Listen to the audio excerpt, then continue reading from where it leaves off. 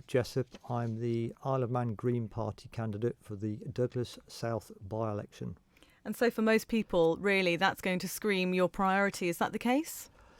Well, as I've said many times before, if we don't have a clean, healthy environment, then it makes living on this planet incredibly difficult, and then everything else becomes very much irrelevant.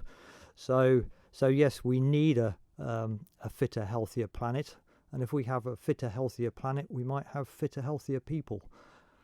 Other candidates have said that the environment is top and very big on their agenda as well. Are you the best person to deliver that message and make those changes? Well, I think a 30-year campaign record on environmental issues surely counts for something. It's not as though I'm a sort of 5-minute ago arrival into the environmental scene. As I say, I've been, consistently talking to people and trying to persuade them that if we didn't wake up and start taking action, preferably sooner rather than later, that we'd have very little of a legacy to leave our children and grandchildren. As I say, obviously I have children, and I have my first grandchild on the way. So I want to do whatever I can to make sure that they have a good future. And not just for them, for everybody else's kids and grandkids. And I say, well, who wouldn't want to do that? Well, you touch on a number of issues in your manifesto, one being about the NHS and people's concern for a COVID-19 return. You said you will call for government to follow global best practice. Isn't government already doing that? Yeah, I would say that sometimes yes and no. Obviously, we're still learning as we go along. This is, a unique virus. We've never really faced anything like it before. And therefore, yes, different people in different countries are trying different things. But rather than just initially, the Isle of Man seemed to be following the UK's lead in the beginning, when they may have been better looking elsewhere for a lead.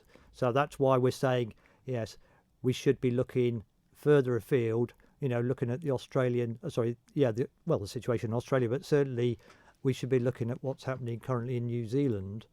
The Isle of Man's been nearly 100 days without a new case of COVID-19. Yeah, that's irrelevant. We're almost getting to the point of complacency at the moment. We've opened our borders effectively. There are people travelling to and from the UK and further afield.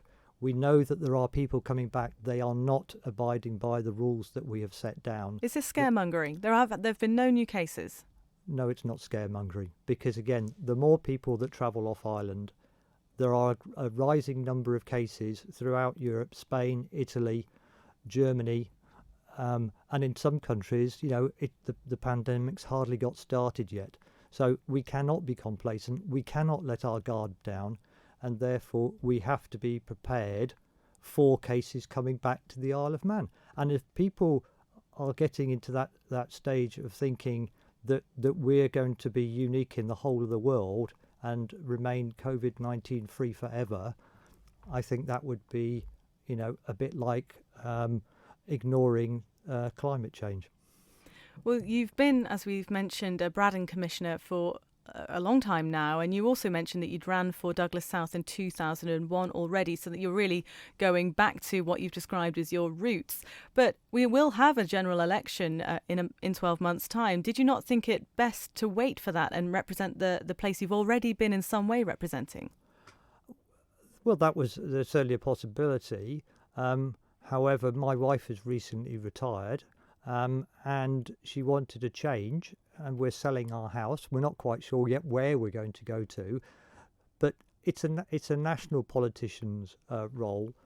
So in some respects, whereabouts you live on the island isn't that important. You've got to remember that the two previous incumbents, neither of them lived in Douglas South. Yeah, Bill Malarkey had for a period of time, but my understanding he was living outside of Douglas when unfortunately he passed away. And as I say, Kate Breecroft, she was another former Braddon commissioner who lived in Braddon but was representing the views of people of Douglas South. Well, just finally, do you consider yourself a politician at heart? No, I'm an ordinary person at heart that cares about my community.